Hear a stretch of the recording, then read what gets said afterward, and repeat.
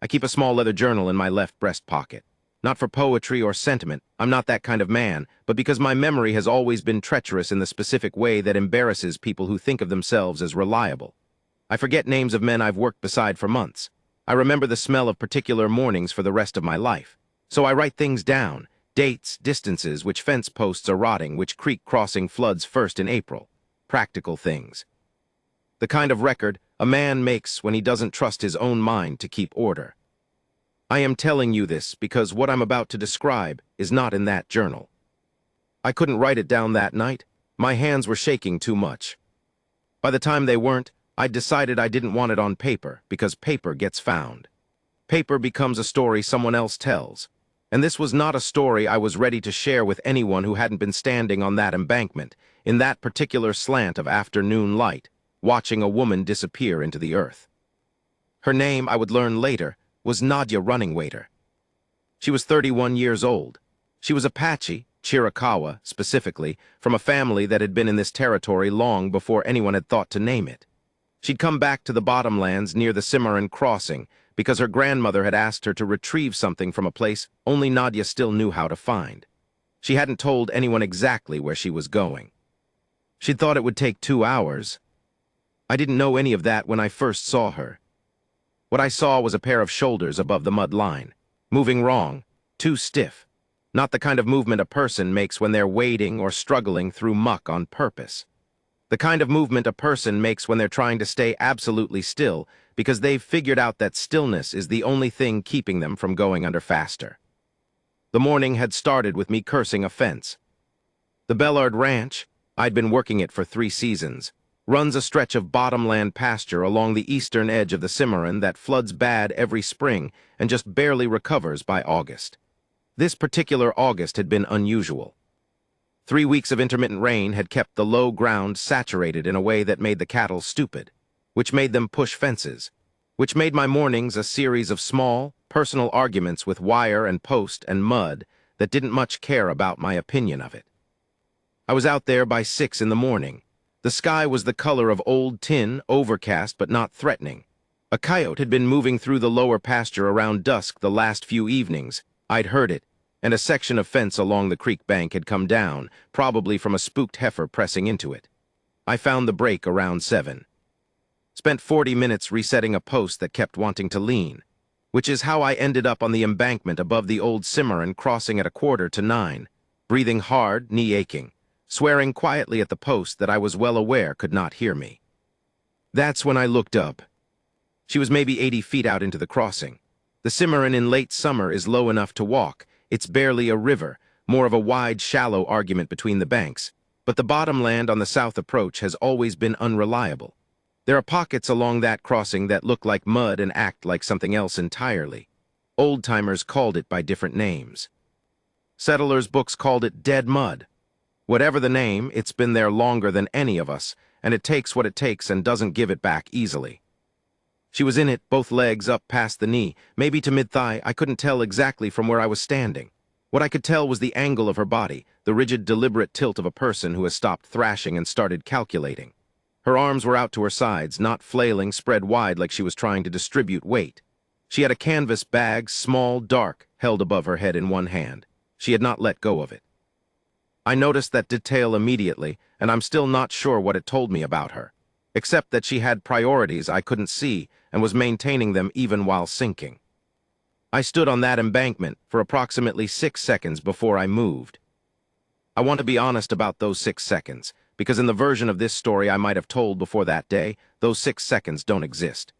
The heroic version has me moving immediately, instinctively, without hesitation. The real version has me standing there doing a very quick and very human calculation. How deep is that mud? What do I have on me? What happens if I go in after her and there's nothing solid to brace against? What happens if I don't? 6 seconds, I'm not proud of them. I'm also not ashamed. Fear isn't cowardice.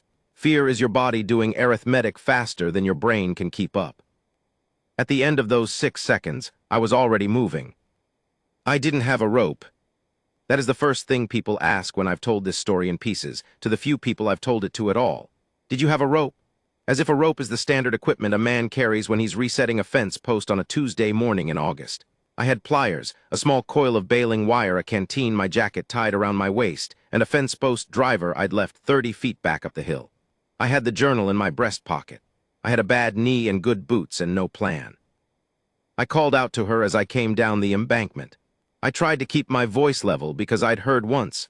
I don't remember where that panic is contagious and calm is too, and that whichever one you carry with you when you approach someone in distress is the one they'll catch. "I see you," I called. "Don't move, I'm coming."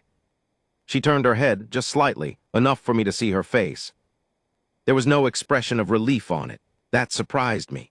There was something else, alertness mostly, and beneath that, a kind of focused stillness that I recognized only later as someone who had already been through the first wave of panic and come out the other side into something harder and calmer. She'd already worked through the fear. She was operating on whatever was left after fear. "Don't come straight in," she said. Her voice was even.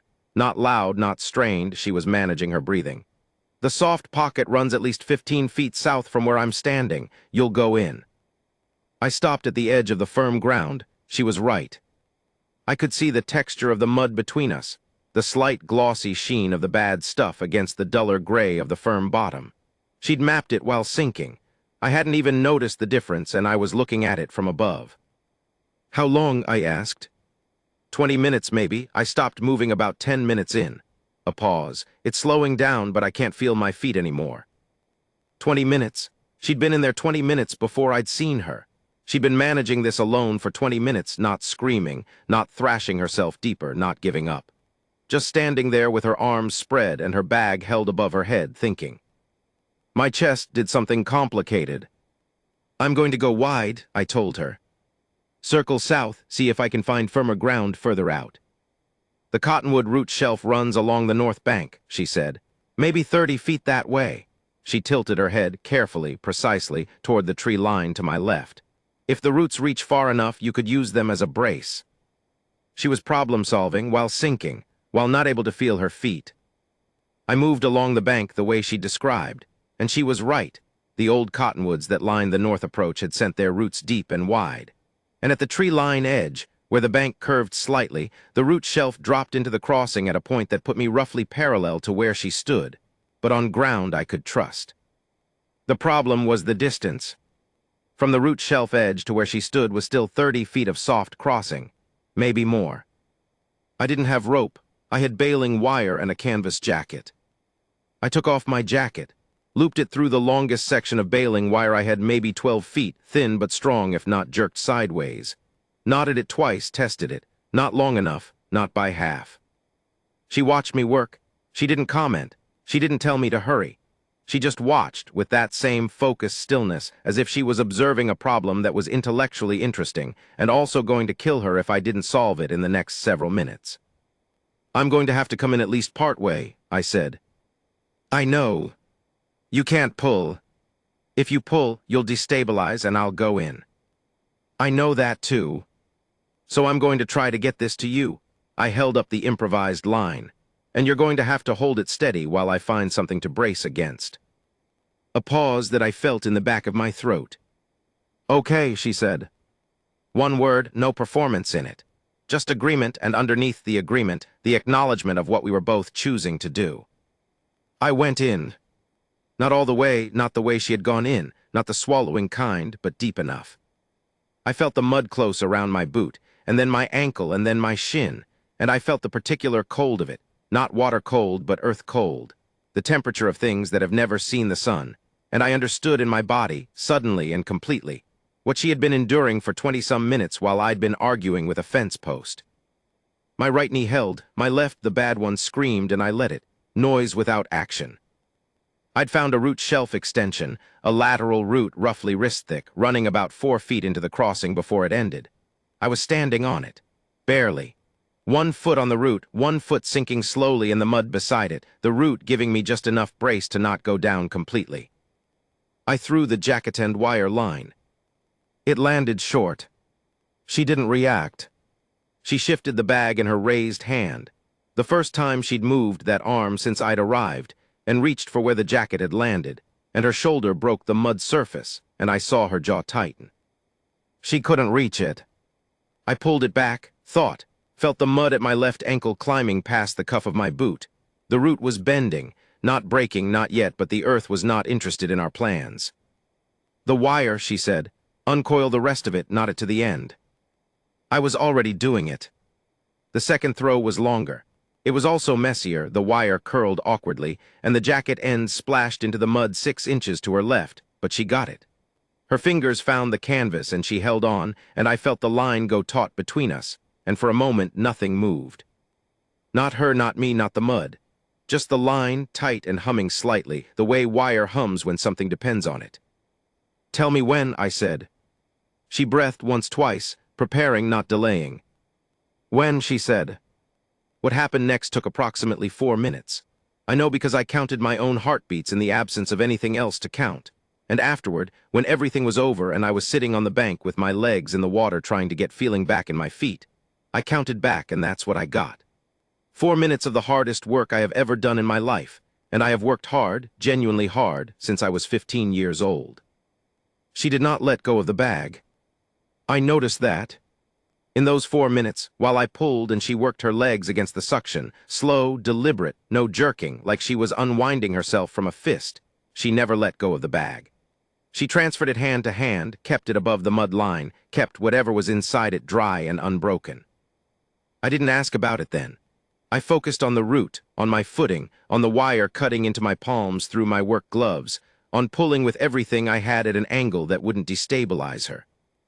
Her right leg came free first. I heard it before I saw it, a deep, organic release, like the mud exhaling. Her left leg took another 2 minutes. The suction was worse on that side. She told me between measured breaths to change the angle of the line slightly, east, not north, because the pocket ran deeper along the north axis. She told me this the way you'd tell a coworker to adjust a tool. Calm, specific, exactly right. When she finally cleared the surface, both feet out, the mud releasing her with a sound I don't have good language for, she fell forward, and I caught her, and we both went to our knees in the knee-deep crossing shallows, and neither of us said anything for a while. The water was cold. The sky was still that tin color. A red-tailed hawk was doing slow circles somewhere above the cottonwoods, completely unbothered. I looked at my hands. The wire had left marks across both palms, even through the gloves. I'd feel them for the next 4 days. She was breathing hard now, finally letting the effort out, and the bag was still in her hand, held above the water line even now. "What's in the bag?" I finally asked. She looked at it, then she looked at me, and for the first time since I'd first seen her face, something in her expression shifted, not into relief, not into gratitude exactly, but into something quieter than either. Something that had weight to it. "My grandmother's medicine bundle," she said. "She asked me to get it before the creek rises again in fall." I didn't know what to say to that, so I didn't say anything. We sat in the shallows of the Cimarron for another few minutes, not moving, not talking, just breathing. Then she said, quietly and without looking at me, "You came in on the root shelf. That was smart. You told me where it was. You still had to go in." I looked at the crossing. The mud had already settled.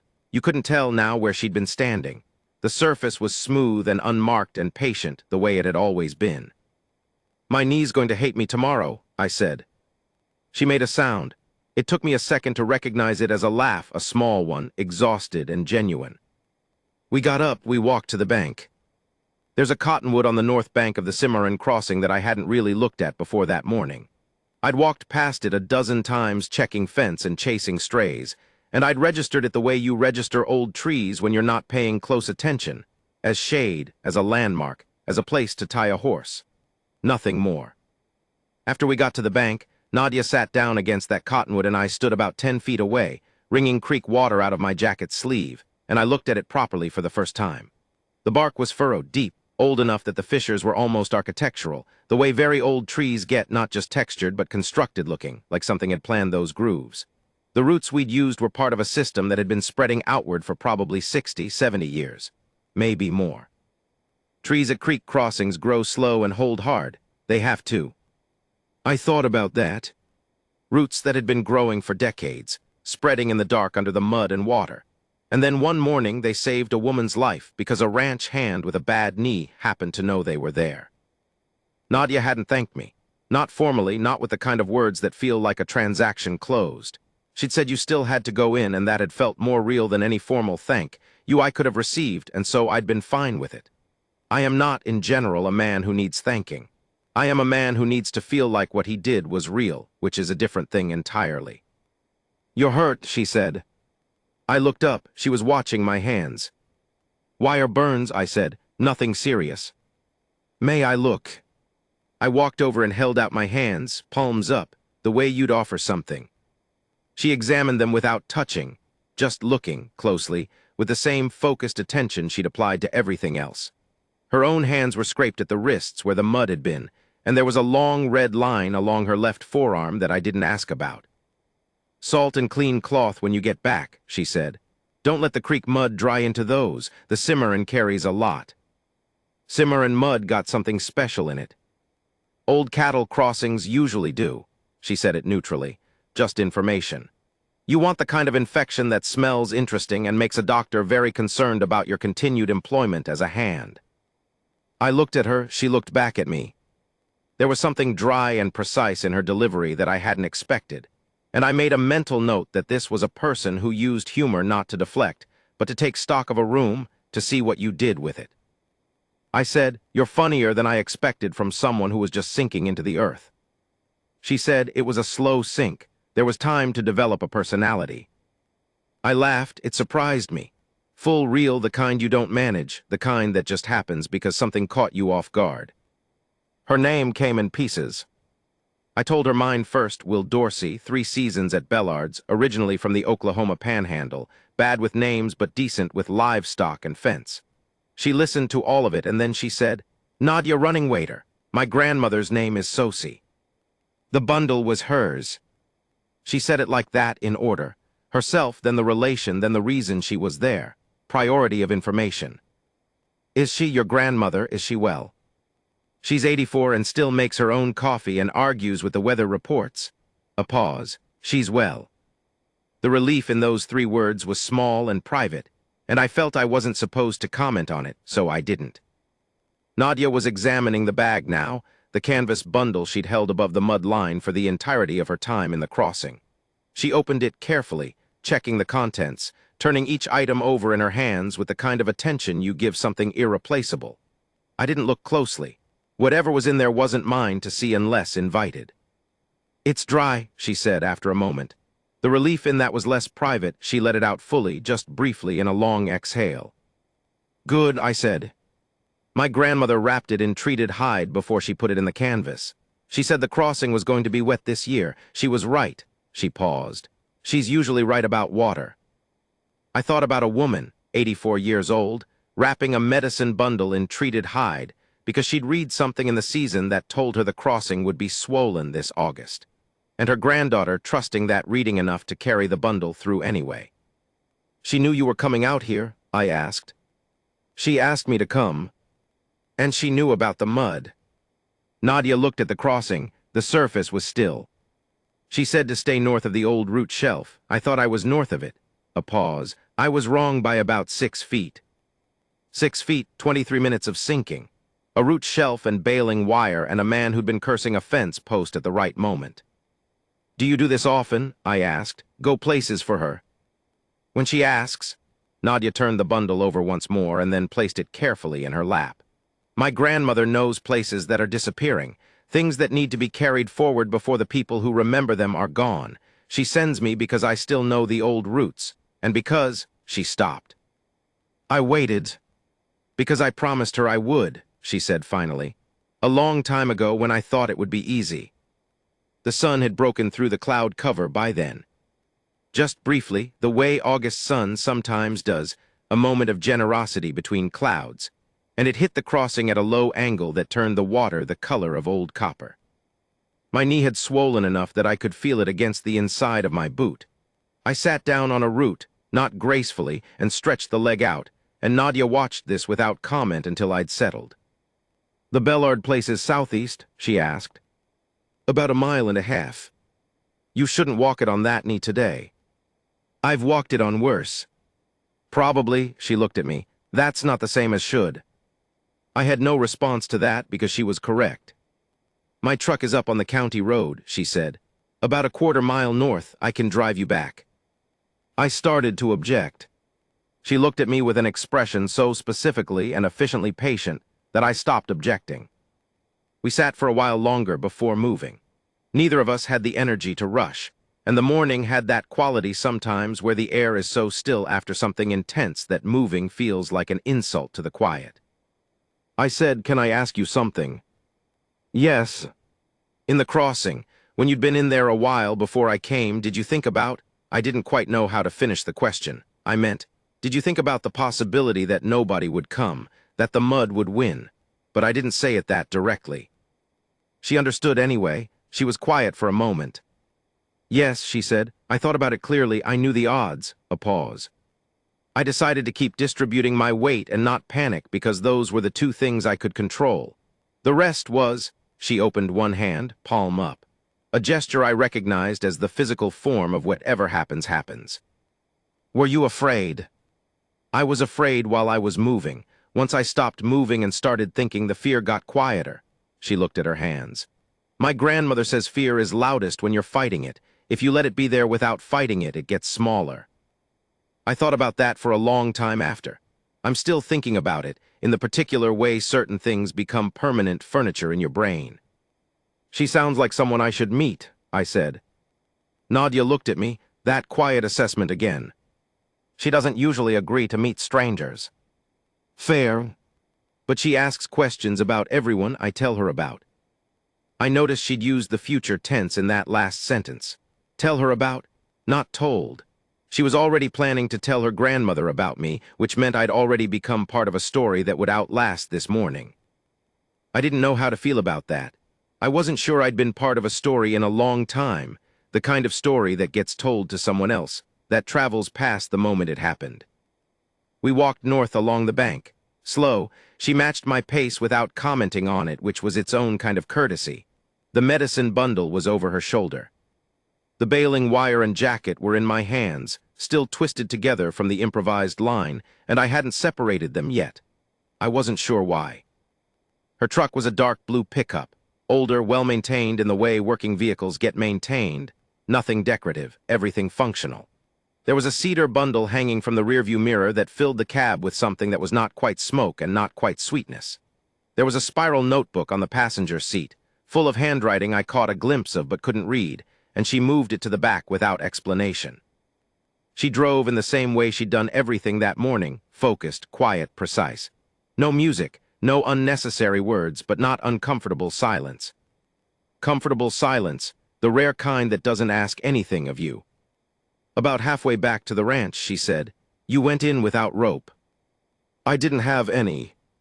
"Most people wouldn't have gone in at all." I looked out the window. A cluster of cattle stood at a fence line, watching the truck go by with their usual accusatory blankness. "I don't know that's true," I said. "I think most people would have gone in." "I've thought about that question a lot," she said, "and I'm not as sure as you are." I didn't argue, partly because she'd been the one sinking, not me, and her assessment of what most people would have done carried a weight mine didn't. Partly because I wasn't as sure as I'd sounded. She dropped me at the ranch gate. She turned off the engine, which told me she intended this to take more than 30 seconds. "You should have that, Niseen." "I'll consider it." "That means no." "It means I'll consider it."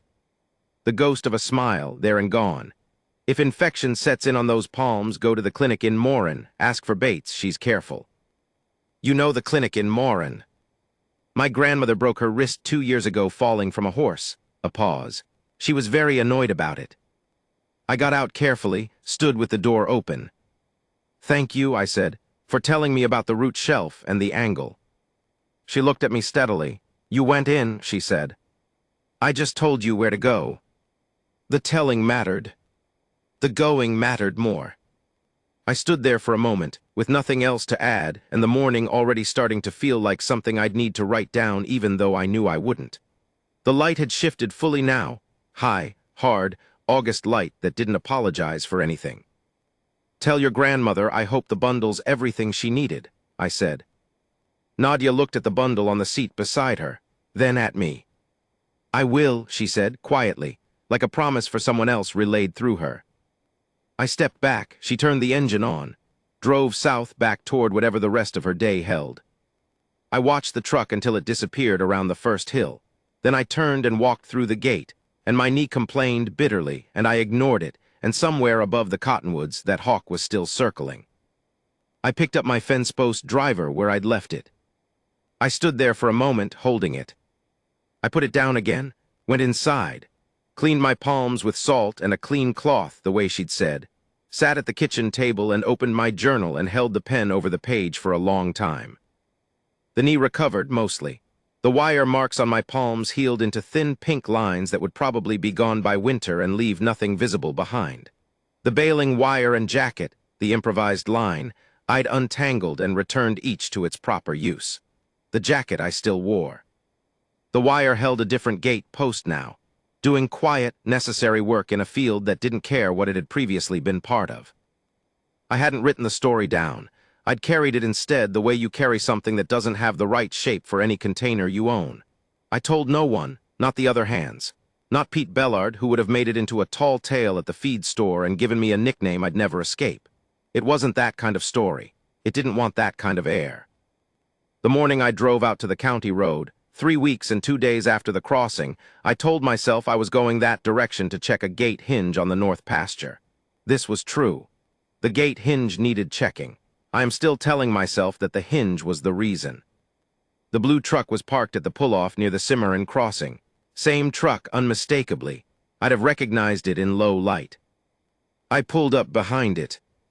She was at the crossing, on the bank, not in it, with an older woman I hadn't seen before. The older woman was small, densely built in the way of people who have used their bodies all their lives, with white hair coiled at her neck, and a posture so straight it seemed almost combative. She was standing at the edge of the root shelf, looking at the crossing with an expression of such absolute familiarity that it made you feel you'd interrupted a private conversation between her and the water. Nadia saw me first. She raised her hand, a small wave, not surprised, which surprised me. I came down the bank. The older woman turned before I reached her, as if she'd heard me long before I thought she could have. She looked at me with dark eyes that were specific in a way that very few eyes are, not piercing, not dramatic, just deeply attentive, the kind of attention that has had decades of practice in not missing things. "Will Dorsey," she said. It wasn't a question. "Yes, ma'am." She looked at my hands, at the thin pink lines across my palms. "Cimarron wire," she said. "Yes." She was quiet for a moment. Then she said something in what I would later learn was Western Apache, a phrase spoken not to me but to the crossing itself, or possibly to the cottonwood, or to something in between. Her voice in that language was different from what I imagined it would be. It was unhurried, and it had the quality of water finding its level, nothing forced, nothing wasted. Then she turned back to me and said in English, "My name is Sosie. My granddaughter tells me you used what was already there." I thought about the root shelf, the baling wire, the jacket. "I used what I had," I said. "That is exactly what I said." She looked at me a moment more with that unnerving specificity. Most people waste time looking for the thing they don't have. We sat on the bank together, the three of us. Sosie had brought a small clay pot of something hot, tea maybe, or something with no name I'd recognize, and she poured it into 2 cups and handed one to me without asking if I wanted it, which was fine because I did. She sat with her legs folded easily with the comfort of a body that has always been close to the ground.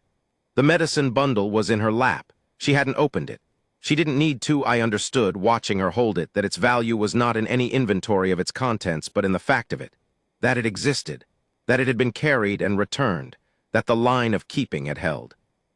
"I was coming here anyway," she said after a while, not explaining further. I didn't ask what that meant. I thought it might mean she'd known about the crossing, about Nadia's plan, about the mud. Something in the way she said anyway suggested that this morning was the destination she'd always been moving toward, and the 3 weeks in between were just the necessary interval. "You don't have to thank me," I said because I felt it coming.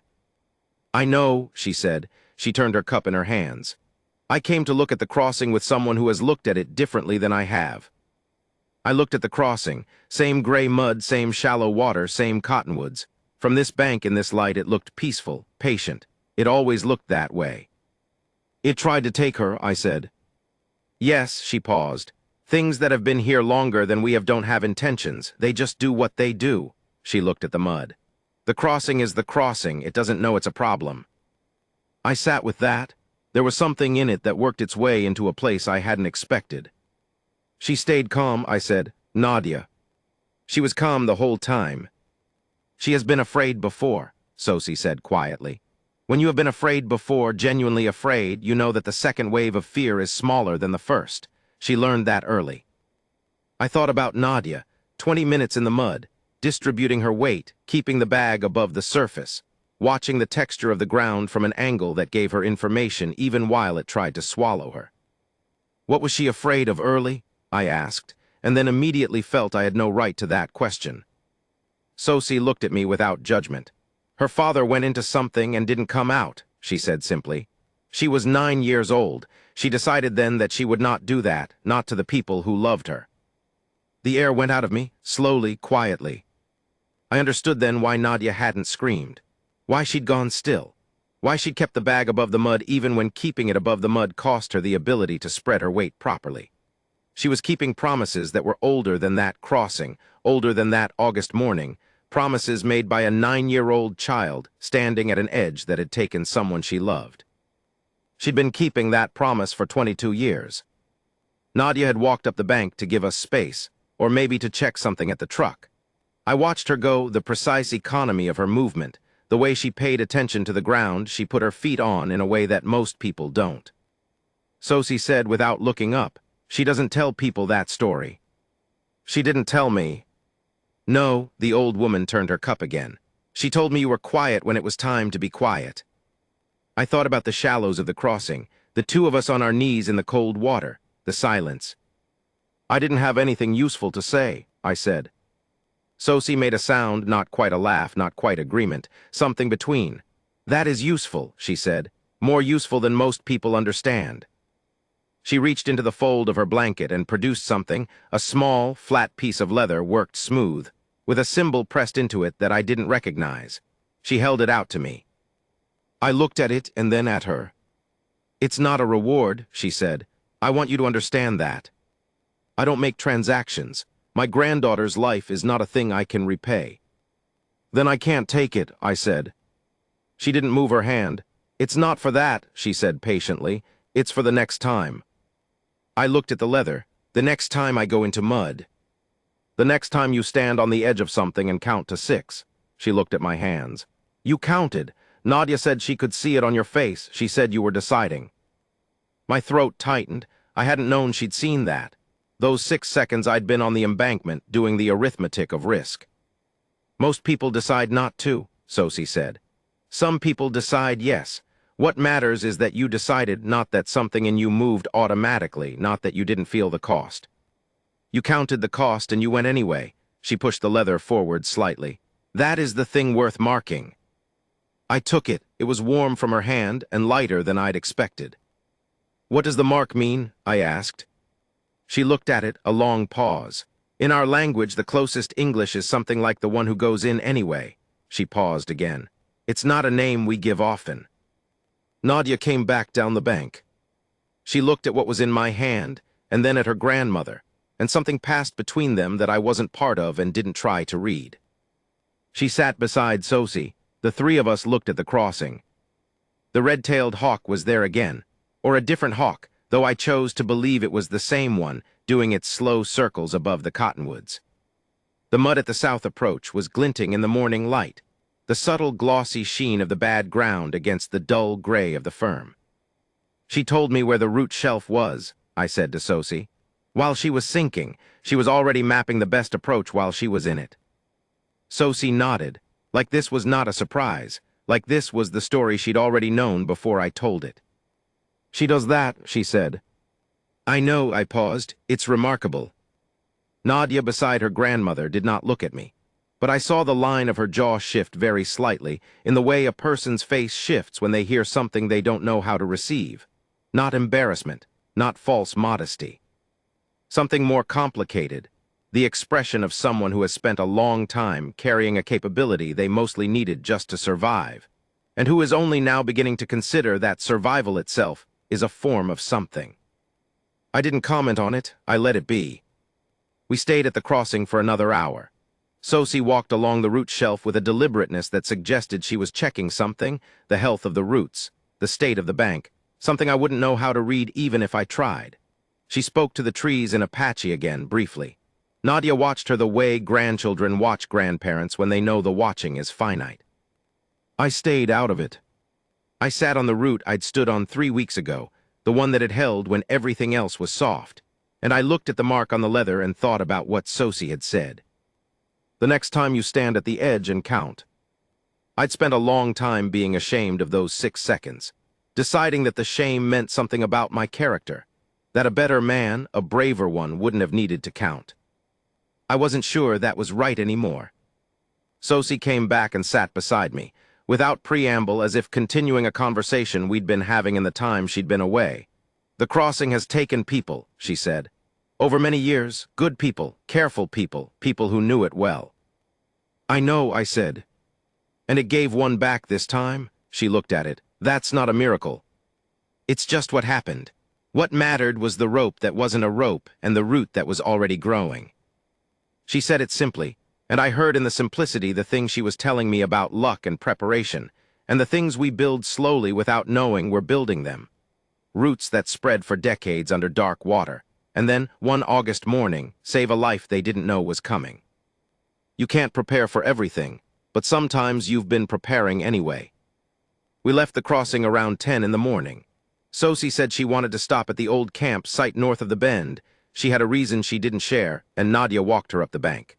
Before they went, Sosie took my hand, both hands, briefly, palm up, and looked at the wire marks one more time. Salt and clean cloth, she said. I did. Good, she let go. The Cimarron carries a lot. She walked up the bank, didn't look back. Nadia, a step behind her, paused and looked back once, just for a moment, just long enough for me to catch her eye. No words, just that. The look of someone who has decided to include another person in something they've been carrying alone, and is still deciding whether that was the right thing, and is not entirely afraid of the answer. Then she turned and followed her grandmother up the bank. I drove back to the ranch. The gate hinge was fine, had probably been fine for weeks. I'd known that before I left. In the kitchen, I opened the journal. I turned to a clean page, and I looked at the leather piece in my left hand and the pen in my right, and I thought about what to write. I wrote August, Cimarron Crossing, North Bank, root shelf, cottonwood, 70 years minimum. I wrote, wire holds if you angle it right. I wrote, fear is loudest when you're fighting it. I wrote the date, I wrote the hawk, I wrote the color of the crossing in morning light. I didn't write Nadia's name. That belonged to her, not my journal. I didn't write what Sosie had given me or what she'd called it. That also wasn't mine to catalog. I wrote one last line before I closed it. The root was already there. That evening, sitting on the porch with my boot off and the knee propped, I turned the leather piece over in my hands. The one who goes in anyway. The hawk was gone from the cottonwoods, or had been since morning. The cattle were in the east pasture, moving slow, doing what cattle do in the hour before dark. The Cimarron was a mile away and invisible, but I knew it was there. The same low, patient sound it always made. The sound of water that has been somewhere for a very long time and has no intention of going anywhere. I thought about Nadia, that bundle in her lap in the truck cab, checking its contents in the driveway before she drove south. I thought about Sosie, walking a root shelf with 84 years of attention, reading the earth the way you read something you've known since childhood. I thought about 6 seconds on an embankment, and what it costs a person to count, and what it costs them not to. I put the leather piece in my breast pocket, next to the journal,